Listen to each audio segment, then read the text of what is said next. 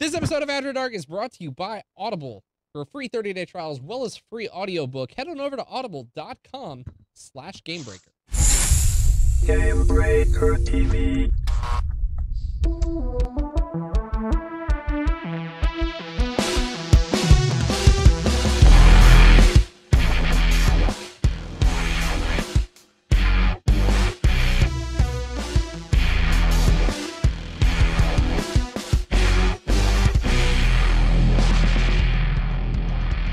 What's up, everybody, and welcome back to After Dark, the live call-in show where you guys call in and make the show happen by just calling in and being a part of it every Tuesday night. Typically at 6. This time we're at 7. Had to push it back a little bit tonight. We apologize, but we're glad for everybody who came out and decided to watch the show live with us tonight. Joining us, like they do every week, from XIV Reborn and all over GameBreaker TV, Mr. Magic Man himself, Mike Byrne. How are you, Mr. Shaftnet? You'll have to excuse me if I'm cutting glass. It's really freaking cold. Really cold here in the Northeast right now, so I'll try to hide it if something becomes a problem. Now you just need to pull one of these. And also hailing all the way from Chicago, you guys know him and love him for the zany antics that he brings to the show. It's Zach Schultz. Yeah, I'm the straight man. I don't know what you're talking about. Yeah. You see this? Do you see this? It's balmy. It's balmy today. You see that? Balmy. 2 degrees Fahrenheit, baby. That's nothing. It was like negative 30 shorts like weather. A month ago. Listen, if it's not honestly, negative 30, I don't think want to you're hear more you this. complain.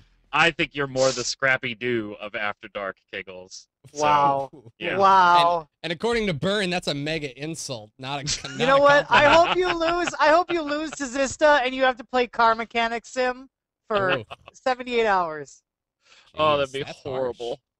So you guys finally. Oh, now I'm being told wait, 'cause Pittsburgh is we've in been the getting Northeast. We've been getting So that I'm not question. allowed to claim that I'm in the Northeast or the Midwest. So Pittsburgh is just Pittsburgh from now on. Sorry. We've been getting that question for a very long time. Have you and Zista finally come up with like a duel to the gaming death and we prize have not victory? yet. We have not yet. Things got a little weird going into the holidays, and then Zista had some stuff that at the beginning of the year that occupied a lot of his time. We are coming together. We are coming together. This will happen. Zista's thinking that February for the event and then March for the payout may be the best with his timeline. So let's do it. All right, so let's go ahead and throw it over to this first question that we've got from one of our viewers. It's a Turn pretty the good music one. off first.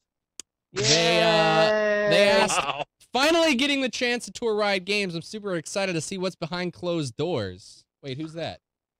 Wait, who's that? Is that? Wait a minute. I Mike, don't know. Mikael, I gotta Safe. I gotta just say, I'm rubbing it in. I apologize. I am being a complete dick. But I just gotta say, it is what a horrible idea to do this show after coming from there, because there is so much that I can't talk about, and I've got to stay tight-lipped. But that was a really fun experience. I just wanted to say, I just got back from Riot. I know you're jealous, Kiggles. It's okay. Yeah. But I hate you. pretty awesome experience. And How much had gross goddamn, I can't say his name. How much had Greg screwed up already at Riot? he actually, all right, so I guess Pat Crane had tweeted me. I can bring this up here. Pat Crane tweeted me while I was there after what I said, and he said, "Say hi to Occupy G Street for me." And then ironically enough, literally as soon, like right after he tweeted that, I was standing right by Greg's desk, and I didn't even realize, and he comes up and taps me on the shoulder, and he's just like, "Hey, man, what's up?" Oh. Ran into Greg Street, You were like, and was like, hey, how's it going? Pat Crane says hi. Yeah, well, if you didn't know yet, Pat Crane Tell them, wanted me to did say you hello tell them for you need an Aatrox skin? Yeah, please. Can we get another? Can we get another one? Yeah, You were like- Reno, please, You were like, Reno. hey, what's up, man? Everybody wants to know, how you going to fuck this up? Everybody, what do you I got just going want- so far? Tell me Yeah. what's on the desk. All right, so let's go ahead and get to an actual question though. This comes in from Hicks Barbaria. I know we totally just skipped our caller. My apologies. We'll get to you in a second.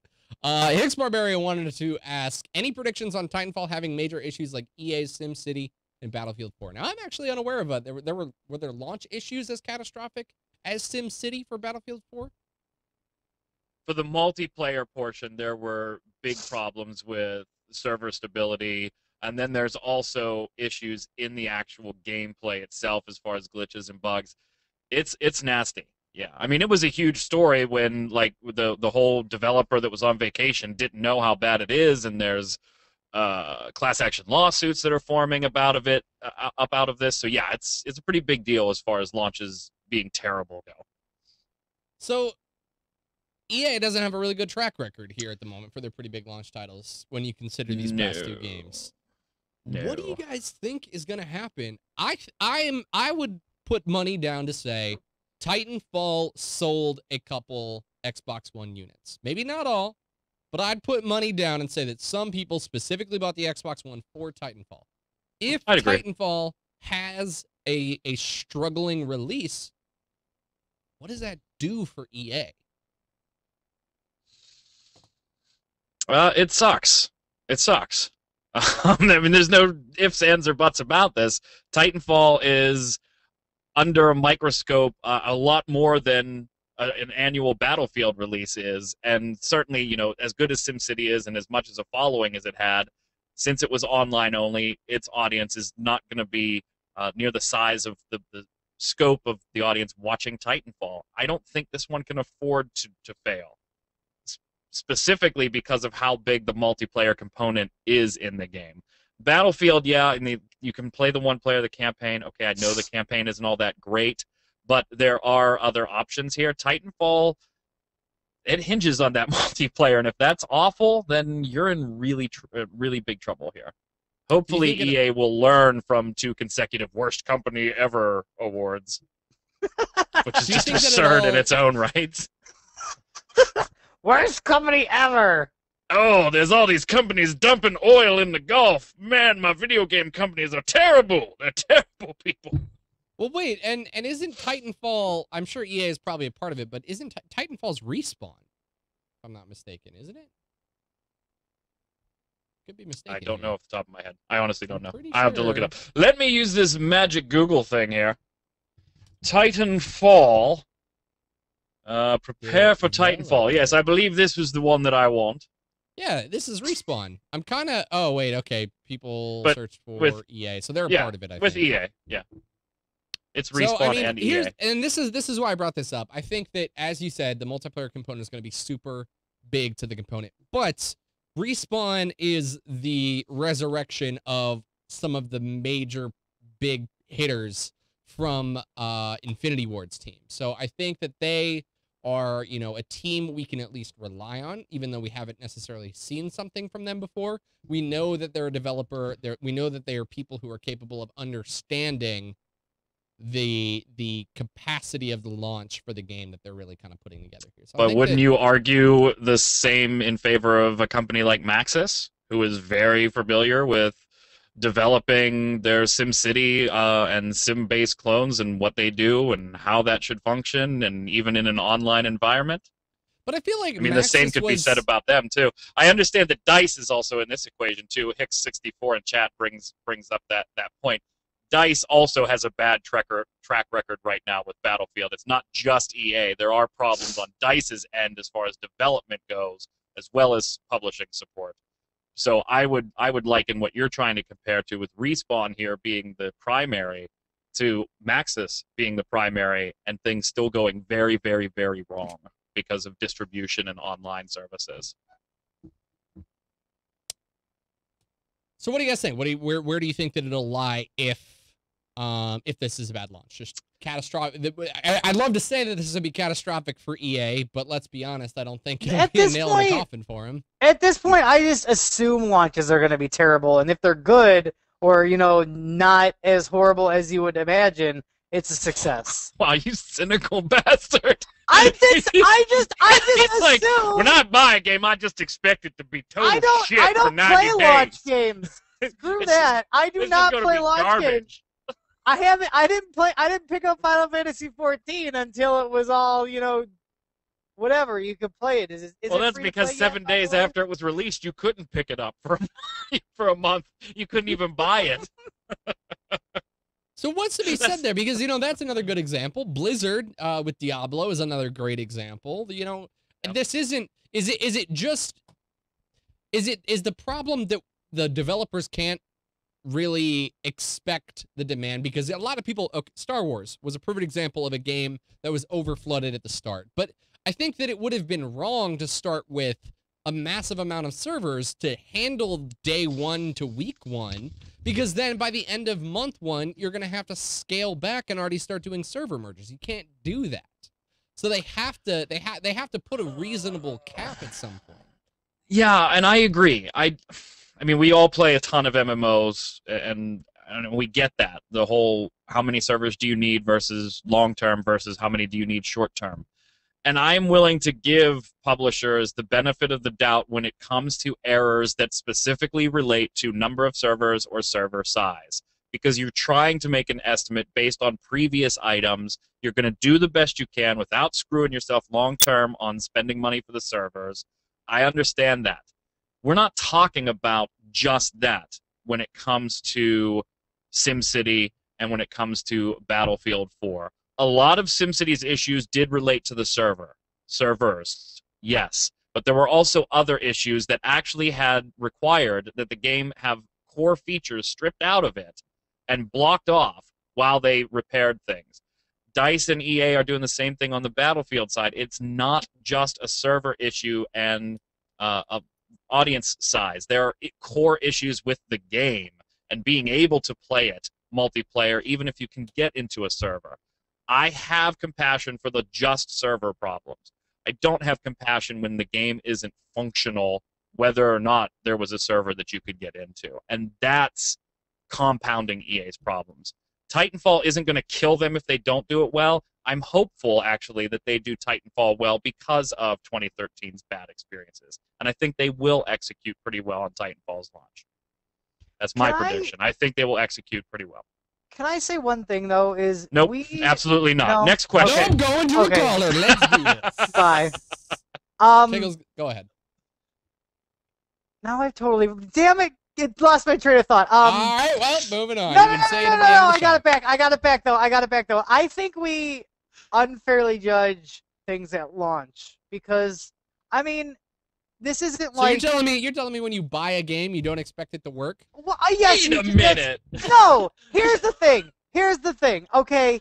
I don't expect a game to work when I buy it at launch, but I think we unfairly judge this. I think we unfairly judge this. I'm trying to talk out of my mouth and my ass, okay? Please. Yeah, all I hear is a lot of wind. Go for it. Let's get your point out, though. Okay. Go for it. Online games are a different monster than like normal. I mean, yes, if you buy a video game like on a console, it's gonna work. It should work. If it doesn't work, then it's bad. But these are living like you're not gonna at some point you're not gonna know what some problems are, server stuff, until it actually launches and you see how many people are actually playing it. So I think we need to be a little fair on how we judge things at launch. If they aren't fixed, then yes, by all means, go for the throat. But I don't know. That's all I got to say. You know, it's kind of sad, though. We've talked about on previous shows, like, the drawbacks and the dangers of pre-ordering, and now we're talking about the drawbacks and dangers of buying anything that has an online component at launch. So I think what we're really advocating for is don't buy a game until it's 8 months old. That's the ideal time to actually purchase a game, because it'll be $3 on Steam and everything will be fixed. It's like buying a new car. You never buy a new car because it loses 70% of its value in the first 3 years. As soon as you drive off the lot. All right, let's go ahead and open up the lines and take a live caller. So caller on the line with GameBreaker After Dark. Tell us your name, tell us where you're from, and tell us your question. Hello, GameBreaker After Dark. How's it going? Hello. I think this is Incogni, if I'm not mistaken. Oh, this isn't. isn't. I recognize his voice. What? No, you don't remember me? Really? It's Goofy. I got it. What's up, man? Really? How are you doing? Really, Mike Schaffner? Really, Mike Schaffner? Didn't you remember me? God. What's your question, man?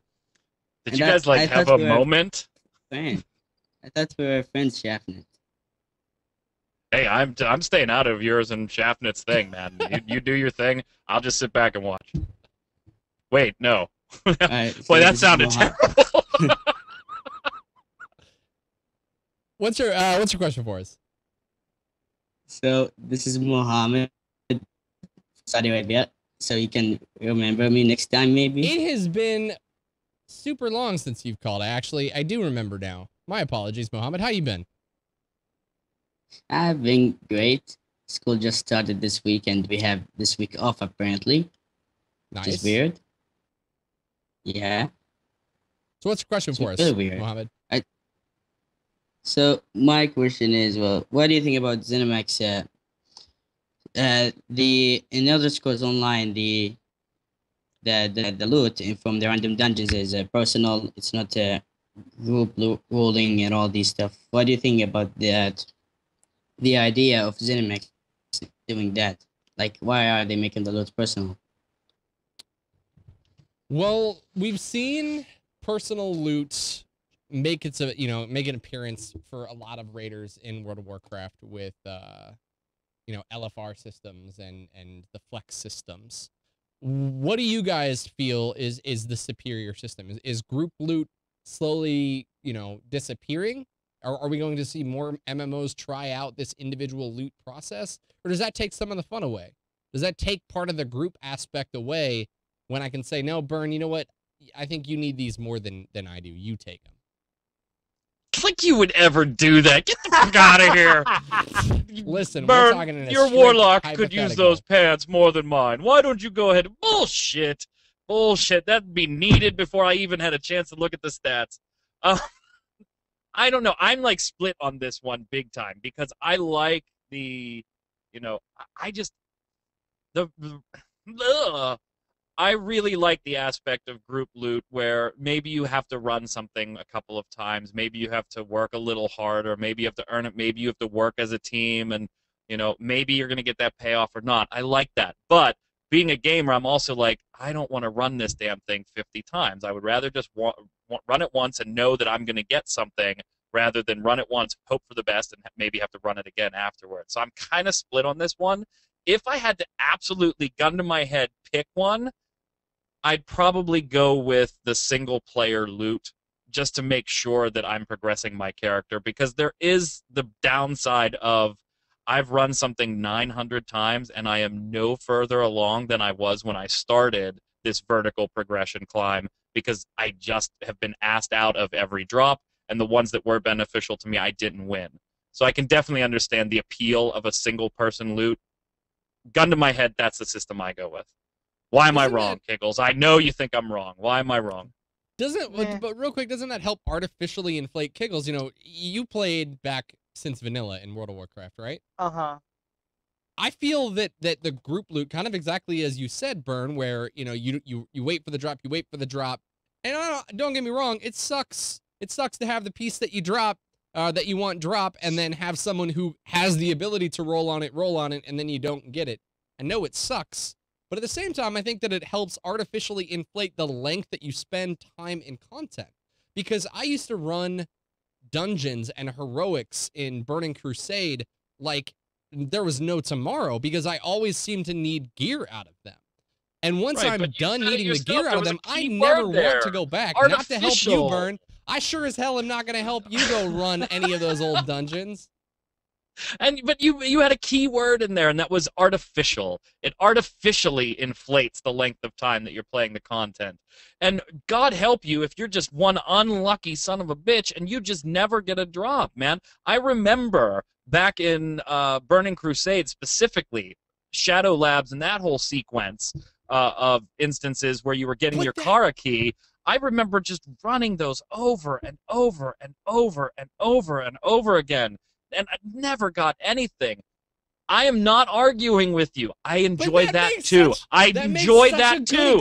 God damn it, Jeffrey! I'm not arguing with you. I agree with you. I like that system. I'm just saying that if I could only pick one, I would go with make sure I get my loot. And I think everybody would. Why is Kiggles quiet on this? I'm ready to just take a flight out west and strangle Shaftnet on this. I like the way WoW does it. I think that, you know, like LFR and all those things where individual loot that's fine for that, but I like if you're with a group, like normal thing is in WoW, normals and heroics are supposed to be run with the same group, or at least with a dedicated group. And so group loot to me in that instance does not bother me at all. I don't mind that. And you have a chance to get individual loot with your coins now. So that to me is perfect the way it is. That does not need to change. That's one thing I will say good about Blizzard. There you go. I've reached my Blizzard. I've reached my Blizzard pat on the back quotient for the week.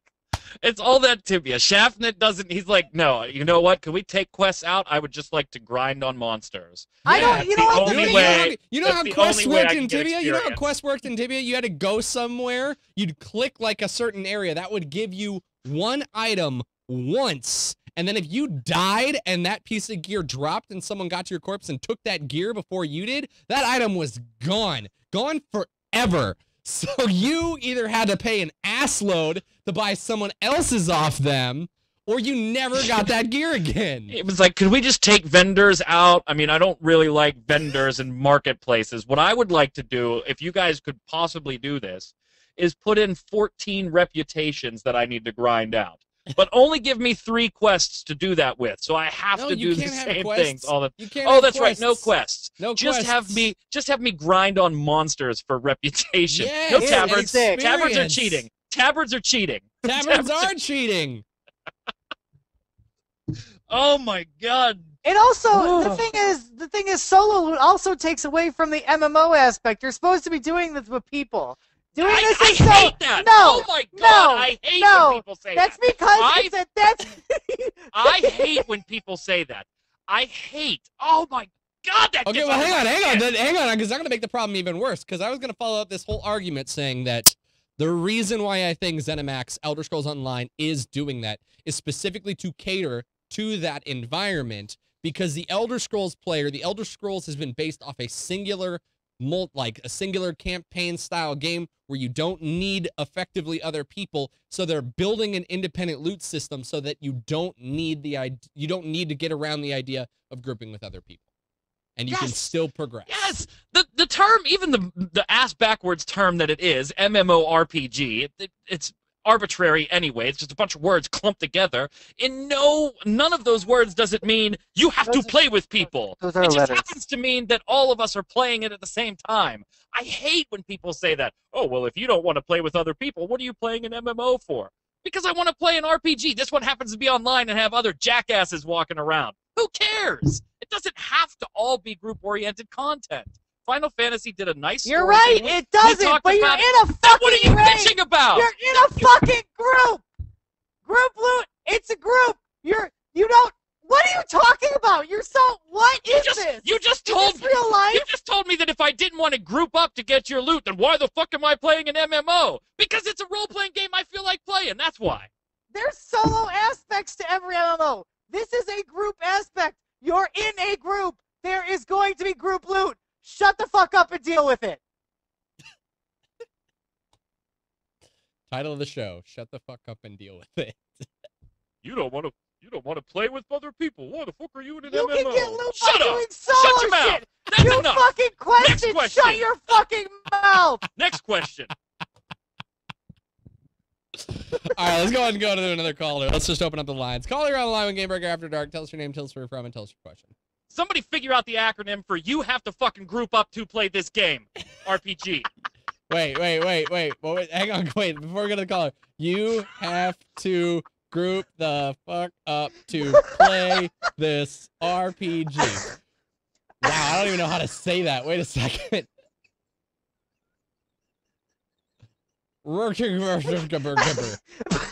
Yeah. That's the game Kiggles is looking for.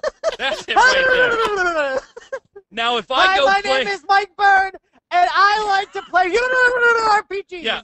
Now, if I am playing a and don't want to group up, you can make fun of me all you want.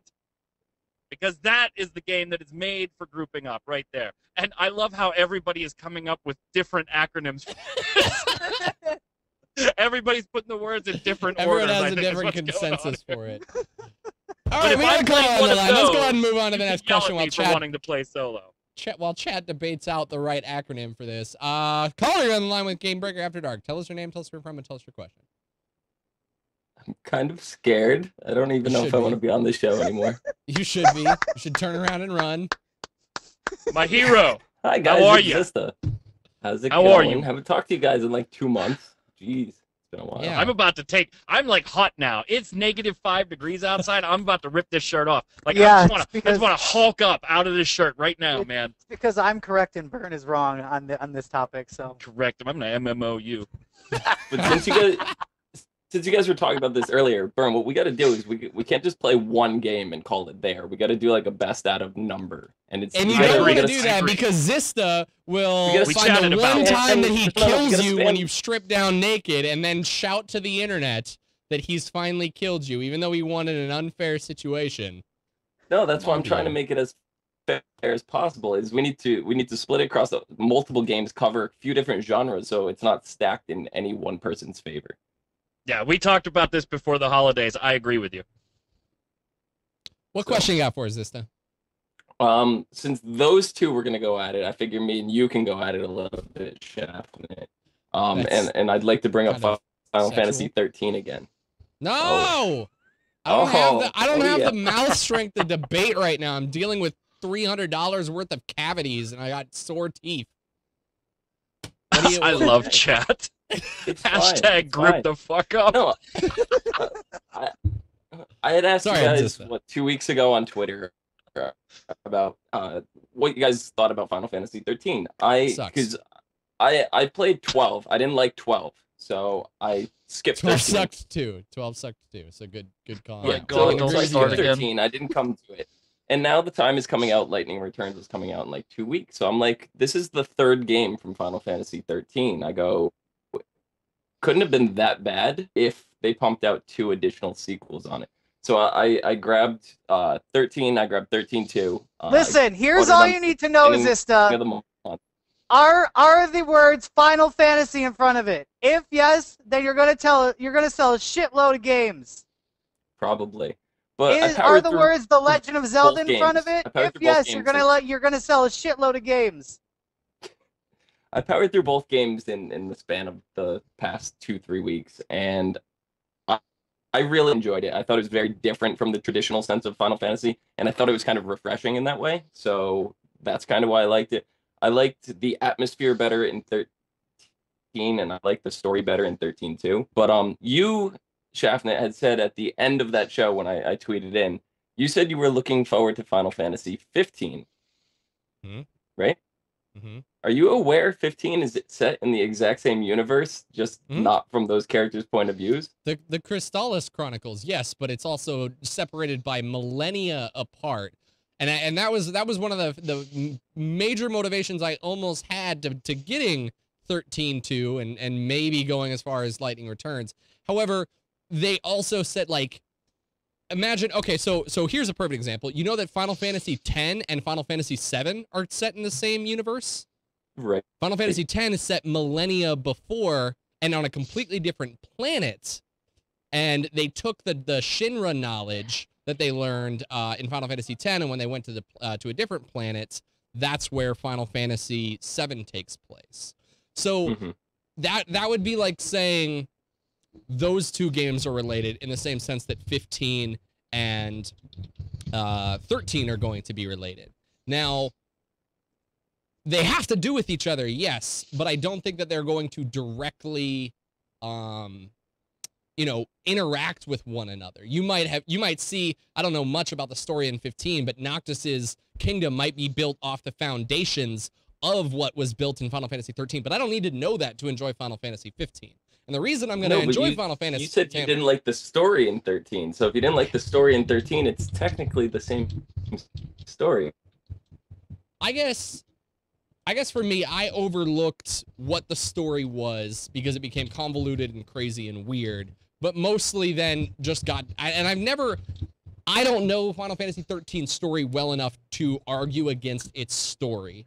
But I do know I did not like Final Fantasy 13's story elements because of the forced corridor. It didn't feel like this open world RPG that I've come to know and love when playing the Japanese role-playing game. And that, with that lacking element, is why I didn't like Final Fantasy 13.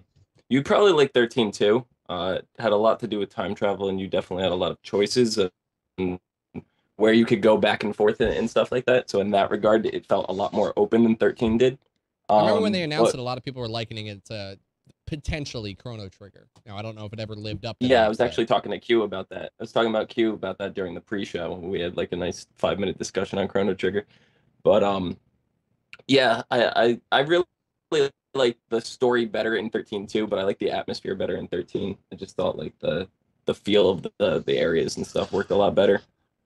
I'm sorry, was there a question in all this bullshit? That's kind of what I was just saying. I was like, so is there a question here? My question was how can you like Final Fantasy 15 when you don't like 13? This story. Because they're worlds apart. They're I can understand how you can say that they're connected and related, but that's like saying, like I said, the only great example I've got is the fact that Final Fantasy 10 and 7 are related, which are two of my favorite games in the series. Sure, but you don't have to love the story of one game to enjoy the other. They're completely independent of themselves. They might be set in the same universe, they might be set within the same timeline of events, but when you separate them by so many millennia, they have nothing to do with that. Nothing to do with each other anymore. That's what I think. I don't know. I guess. Is that all I got for you, sister? Yeah, I guess. I said I guess to a degree, but I mean like the overarching story is essentially the same. So you don't know that. My point was you said the story didn't. But we know it's part of the same Crystal Nova Crystallis, whatever, universe. So it's going to share that story. Maybe. We'll see. We'll see when the game comes out. All right. Thank you so much, Zista, for your question. We appreciate it. Let's go ahead and throw it over to a Twitter question. This is a conversation that I had with a GameBreaker Nation officer, and we were working on Waypoint together, and we kind of talked about this. We were specifically talking about League of Legends, but then we started to dissect it and learn and talk a little bit more, even go into World of Warcraft games and everything else. This question was, do games need to have a competitive/ranked mode to spark interest or be viable these days? So let me give you guys some quick context before we go into this question and where I think that he's trying to specifically go with this.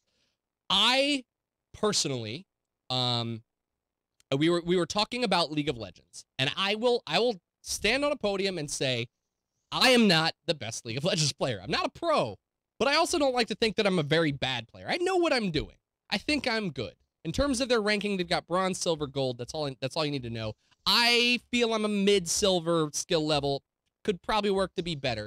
Unfortunately, I ranked into bronze during this new qualifying season that we're in. And it's very frustrating. On the other hand, have in fact played the game. And for me, it's this feeling of frustration being stuck in bronze. I want to rank up and get better. There's this itching feeling in the back of me when I haven't been playing. It's like, you should rank up in League, and I'm like, no, I really don't like to, because I always like, I'm not liking that game right now. I keep losing, and when I lose, I get upset. I don't want to go play, but you should go play because you want to rank up. And it's like it's this little subconscious thing where it's like, I don't even want to play the damn game, but there's this competitiveness to my feeling of wanting to play the game. I'll play it even when I'm pissed off and don't want to play anymore, just because I'm competitive about it. So we started talking, and I'll kind of get to the point here. Is we started talking about how this aspect exists in every game out there, and it truly exists. It existed in World of Warcraft. That feeling of wanting to have. Chat is tearing you apart. They let bronze players go to Riot Games. Hey, Kepper. It's okay. Kepper only plays one champion well, and that's Vigar. Everything else he sucks at. So fuck yourself, Kepper. But here's what I'm getting at is the fact that that competitive feeling, it exists. It exists in WoW. That's what the gear grind is. Whether it's in PvP, you're grinding to have a certain rating. That's what it was when I was heavy into arenas. When it's rating, it's I want to have the best gear, to have that competitive, to be on top, to be on the pinnacle. That's why people get addicted to raiding so much, is because when a raid resets and you have to keep going, you have to keep fighting for it. It's that competitive nature. So there's clearly a trend in those games being able to stay on the top. What, I guess, back to what Total here was saying, do games need to have competitive or ranked modes to spark interest or be viable in today's age? Nope. Yeah, I agree with Byrne. Nope. In fact, I think in some games it probably does more harm than good to actually have that. I think we're talking about two different things here. When you're talking about League of Legends and the ranking system in there, one, the ranking system makes sense for the style of game, and so it makes total sense that there would be a ranking system. And two, by design, it does exactly what you were pointing out. You are a customer that they want to come back and potentially buy things down the road, more skins, etc., etc., etc. If they can't create an enticing thing that makes you want to come back and play, and yes, the gameplay may do that for some people, but for others, it's that competitive feeling that does it for them. Like you said, the voice in your head, let's go rank up, even though you don't really feel like playing right now. There are other games on the flip side that type of atmosphere can totally kill. Right now, Final Fantasy XIV has PvE in the game. They don't have rankings or anything. Let's skip the whole argument that the PvP is not very good and probably shouldn't be in the game, and not a lot of the Final Fantasy fan base wanted it, but Square felt that it needed to be put in the game. Let's skip that argument just for a minute, and we'll pretend it's okay PvP. A rating system, which is coming at some point, could potentially make that situation worse, because the PvP is not done well, and there are clear exploits in it. Now you're adding a rating system on top of it. Boy, that creates just a general toxic atmosphere that's a whole lot of fun to play in. So I think there are actually situations where a rating system or a ranking or a competitive edge like that actually makes a game worse and not better. So I'm flat out no. It's not a requirement. It's not. And the thing with WoW is that it's not really, the PvE isn't really competitive. I mean, yes, at the top it is competitive, but it's as competitive as you make it. Like, who I raid with, we don't try, like, we're not racing. We're not racing anyone. We're racing ourselves. So it's not like, no, I don't, in an MMORPG, no. In a MOBA style game, where you are actually, playing other people, there's an inherent competitiveness to it, yes. So it just depends on the type of game. Does a game need to be competitive or have ranked to draw interest? Definitely not. So let's also talk, because I'm starting to remember part of the conversation evolved around the idea of the solo queue versus the team aspect, and specifically we were talking about the idea of, should solo queue have a ranked mode? Now, can League of Legends go back and change that? At this point, absolutely not. But would it be better off, if there was no solo queue ranked tier? Because that's where it gets so frustrating, and that's where it's really hard as a player to deal with some of the issues and arguments that people have or might say. Oh, well, you're one person, and if you can't carry the entire game by your team, you're in the rank or division that you belong in, which is bullshit. And I've talked even to people at Riot about that who agree that it's bullshit. I think that the idea of having a competitive ranked, number attached to a completely random based team where you can't control the people you're with. I don't care how fed someone feels that they can get in League of Legends in the top lane. If you have someone in the bottom lane, or if your mid and bottom lane are just feeding their faces off, you're not going to win. I don't care how good you are. So Well, I just... And the thing is, you're exactly right. You're trying to solo queue. I feel like Riot put solo queue in, and it's the definition of Schadenfreude, is what it is. It's just, it's gloating in other people's misery. That's what solo queue is to me at this point. Because you're trying to take a game that is about coordination and objective control and all these things that require 5 people on the same page, and then you're going to say, okay, well, let's take 5 random-ass people, or maybe 2 who queue together and 3 other people, and, you know, attach a ranking to it. That's just... You're trying to fit something onto something that's it's not made for it. It's like a fat girl trying to get into a size 0 dress. It's not working, honey. They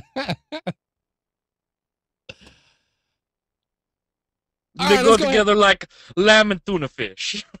Getting a meatball. A tuna fish. If you're more comfortable with that analogy. No Coke Pepsi. Let's go ahead and move on and get to another caller. But before we do, I want to tell you guys about a sponsor we have here at GameBreaker. A great sponsor that allows you to listen to all the books you've ever wanted to listen to while you're on the go. If you guys are like me, you've got a super busy work schedule, and the easiest time for you, and maybe you don't realize it, to listen to books and get the reading that you want to read done is in the car while you're driving to work or while you're on your way going places. Maybe you want to listen to a chapter while you fall asleep instead of reading a chapter, because if you're like me, while reading, it keeps my brain active.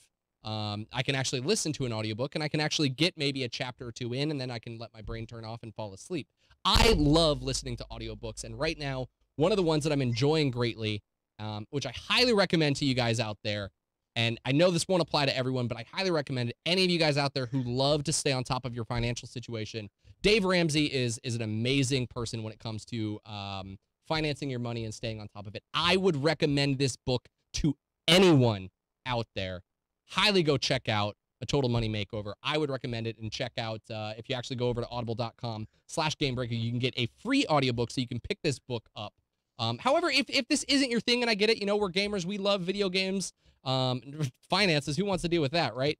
They have a lot of other books that are available as well that are video game themed. So they have got, actually, I believe they've actually brought it up to 5 World of Warcraft books. If you guys are big into the World of Warcraft novels, they've got Diablo books, they've got Star Wars books. They have tons of audiobooks that are available for you to download and listen to while you're on the go. So guys, it's an amazing service. If you have not checked it out, there's absolutely no risk, because you can get a free 30-day trial as well as a free audiobook. So you're not even just getting the trial, you're getting something to listen to as well to start off. So check out Audible if you have not already, audible.com/GameBreaker. All right, guys, let's go ahead and take another caller and keep this show moving. Caller, you're on the line with GameBreaker After Dark. Tell us your name, tell us where you're from, and tell us your question. You don't say. Well, that's very deep and insightful. Can y'all hear me all right? We can now. What about now?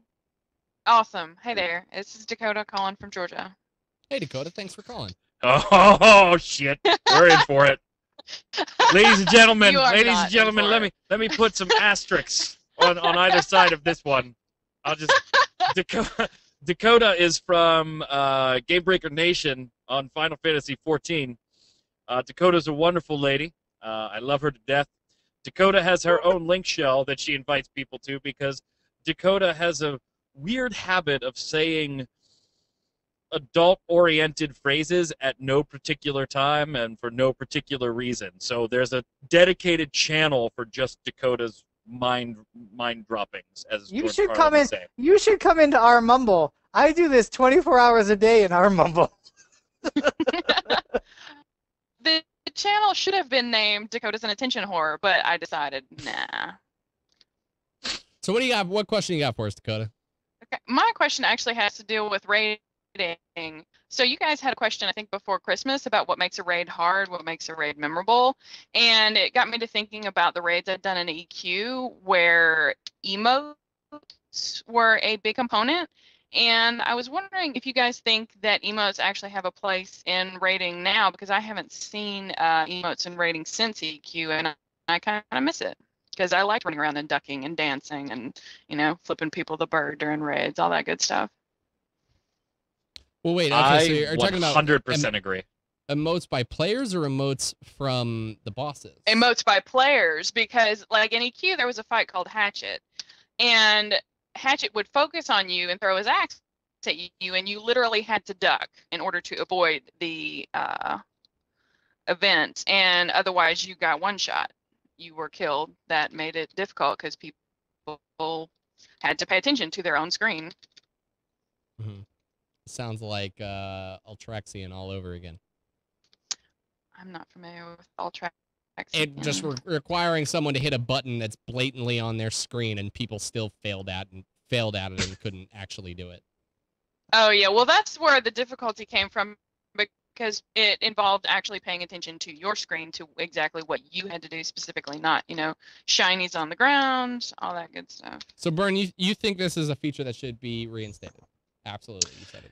Yeah, well, yes, and I think it's just because anytime I don't like, and this was something in Final Fantasy just had their live letter, and one of the things that they were talking about for patch 2.2 was they were asked a question, what can we expect from the new raid stuff that's going in March? What can we expect mechanic-wise?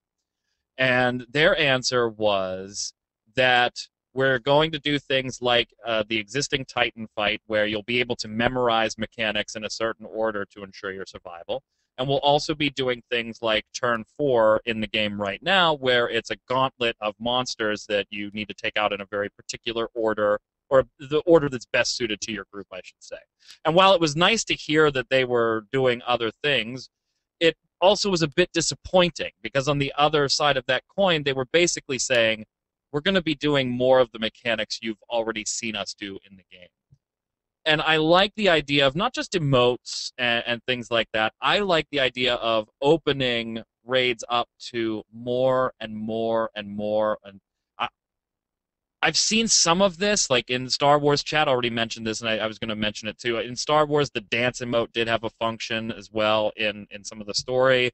In Guild Wars, Guild Wars 2, I've seen achievements where you beat a fractal, and as the giant boss is dying, if you slash bow or slash wave, or I think it's slash bow, it pops an achievement as you bow to this dying giant. I like things like that, and if you integrate odds and ends like that into a fight, I think the immersion factor just tweaks up a little bit more. It wasn't just dodge the red shit and stay in the green shit. You know, there was a little more in, when he does this action, I need to take this action, and here's why I'm doing it. I like that. I like when things get in there that aren't just mechanics repeated over and over again. They had an achievement in WoW for that. It was Yogg Saron, and you had to slash kiss. Yeah. You had to slash kiss Sarah before she went into, I think it was like 10% or something. But I don't know. To me, that's just, I just sat there slamming my macro button. That's kiss, kiss, kiss, kiss, kiss, kiss, kiss. That's all I did. Yeah, but what if, okay, and Yogg was a long fight, a long complex fight when you first got there. Ulduar was awesome, but yeah, Ulduar rocked. But baby, it's all right now. You don't have to program me. Anyway, what if there were like additional components to that, where you actually had to use emotes and abilities that your character had that weren't straight up attacks or dodge cooldowns? Don't you think that would add to the fight a little bit? It's just another thing to remember. It doesn't, I don't know. At this point, rating is just so mechanical to me. It's just do this at this point. If you're getting focused, do this. It's not, I can see where you're coming from, but for me, no. It's just another thing you have to remember. And I think the novelty of this idea is that it's just a novel gimmick, some people in chat are saying even. And I think that to a certain extent, yes, it could make the encounter more interesting. However, I get all games aren't World of Warcraft. But I think that if games hopefully embrace what I hope they are doing with their distinguishing mythic and heroics, I don't think there would be a place for emotes to exist in the heroics, that hard level of like group content that friends and family are gonna like work hard to, stuff like that additional stuff that's tacked on top of it belongs in something of the hardest of the hard difficulty of Mythic. And again, let's say you know, dancing or kissing something stupid, but let's say you had to slash duck like Dakota said in order to avoid damage and not get one shot. That's not something that I think that's not a mechanic that could exist in that easier mindset. So it's again something that would have to exist in that harder mindset. And then when you're in that harder mindset, all you're basically doing is just making the harder group people create macro buttons. It's just another button to press at that point so that they slash duck when they need to. And then really what are you doing to the fight? You're adding that level of complexity to it, but it's just another mechanical process. So then we should do nothing. And I agree with you. I mean, eventually it would just become a key on my keyboard that boom slash duck, boom slash duck, boom slash duck when the tentacle goes swinging across the room.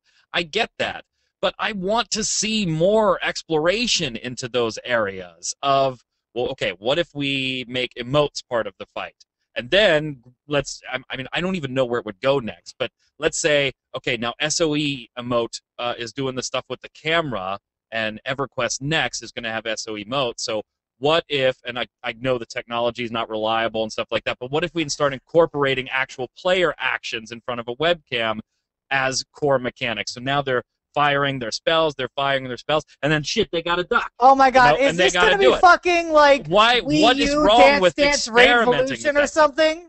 What? Why not? If you don't want to do it, don't do it. If you don't want to fucking play it, get out of my MMO. Are you gonna put your whatever that is, your Google Glass on and start having fully immersive raids? Oh my god. I'm going to come to Pittsburgh. I'm sorry. I forgot. We got to leave all MMOs exactly the way they are now. Yeah. And then we'll, the industry will totally be dead in about 3 more years. I'm not. It just seems so sticky to me. It just I get that you're trying. I'm just giving it as an example. That doesn't have to be the next logical step. Why not look at games but like experiment with shit like that? What's WildStar doing? That's what their whole telegraph system is. To a certain degree. I mean, maybe it's not as intricate as duck and use an emote, but it's like every attack has a telegraph, thus dictating how you have to fight. To some degree, maybe. Yes, no. Yeah, but I before too. Say that again. We've already seen this before too. That type of telegraphing stuff. We saw that in Terra an awful lot, where dodging action combat played a huge part in what you were doing. And I'm being silly with the camera. Obviously, I know the Kinect sucks, okay? And webcam's not any better. The technology isn't there for that yet. I'm just advocating for why stop at, okay, we only have the buttons that are available to your mage or to your thing, and those abilities and buttons that we have given you are all that's available for this. Why not explore this in general areas? Some of them are going to fail. That's fine. And some of them are going to be dumb and gimmicky, and you're not going to like them, and I'm not going to like them either. That's cool, too. But right now, I'm an MMO fanboy. Right now, I'm playing a lot of Final Fantasy. But if I'm really being honest with myself, there isn't a difference between Final Fantasy that I'm playing now in 2014 and WoW that I played in 2008. If I'm being brutally honest, it looks a lot nicer, but mechanically everything is working the same. I want to see experiments done in that stuff. I agree with you on that. All right, we got one. I'm arguing for something that's been done 100 times before. Please provide me examples. Please. Throw a few examples in chat. While we look for a few examples from chat, and we'll get back to this, let's open up the lines, take another caller. Last caller of the night. Caller, you're on the line with GameBreaker After Dark. Tell us your name, tell us where you're from, and tell us your question. Yeah, my name's Miguel from San Fernando, actually close to you, Chapman, like in the same Cali area. And my question is, why all the hate and rage for the buy a 90 feature in Warlords, or soon to be, well, soon? Because I see it as good for players like Olivia and players like for hardcore creators like Method, Bertreki, and Method, and like Paragon, and other places, other raid teams, where they need another character soon, so they would rather just buy a 90, so they don't have to do the 2016 trivial hours, sure, but they can just get that tune faster. They can have to start raiding or PvPing. That's why I'm like, Kigos obviously doesn't like it from last week, raging all over the place. Burn, he was. I don't like it in a subscription-based game, right? Yeah. Overall, I didn't like it in a subscription-based game. Yeah. So I see it as good for those players. Sure, it might not be for everyone, like Kigos and Burn, but I feel like it is not for them.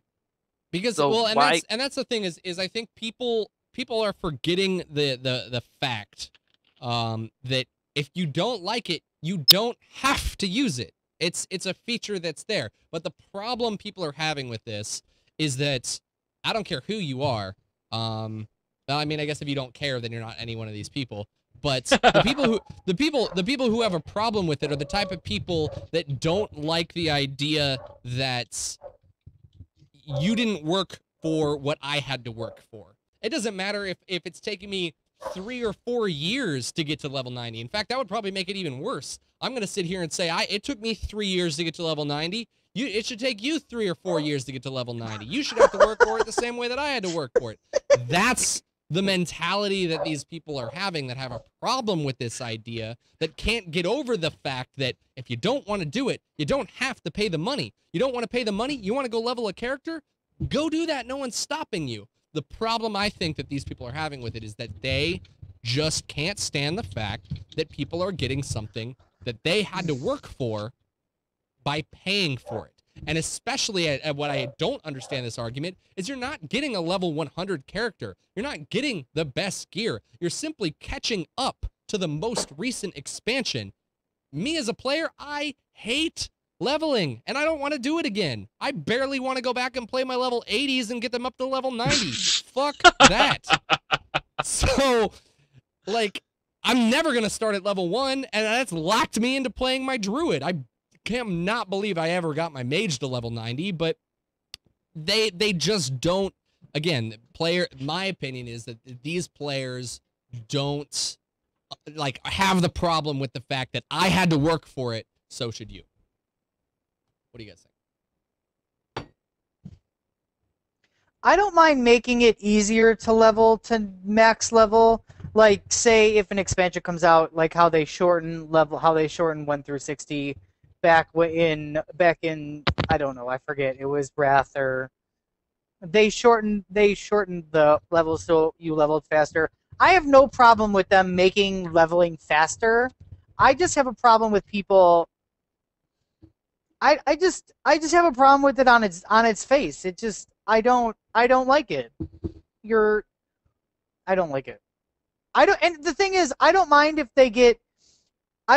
they speed up leveling. Like, say you have a 90, and his example was Method. Say you have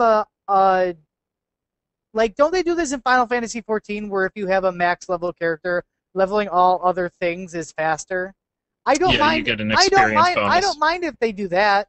That's fine with me. Like, say, and they have BOA gear and all that stuff, but there's ways where they can do it. It's because, you know what, on its face, it's just Blizzard knows people are going to buy it. So that's what they're doing. It's just a money grab. That's all it is from Blizzard.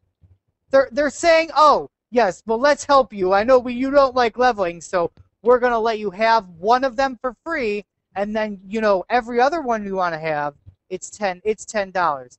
It's a money grab. Just call it what it is. So what do you guys think here? Joe Brew over in chat. I don't know if I agree with this. I want to get this point out because it's an interesting argument. I can see where his context is, but I don't think it's off base. I just got to figure out why. I haven't even dissected it myself. He says, work at a job for 2 years and eventually get a raise to $12 from $10. Then a new hire with less experience than you, with less experience than you, starts at $12. So he's likening it to you came in, you got a raise, and now they're basically offering a new hire at the rate that you got the raise to. I don't know if I agree with that. I'm not 100% sure why I don't like that analogy.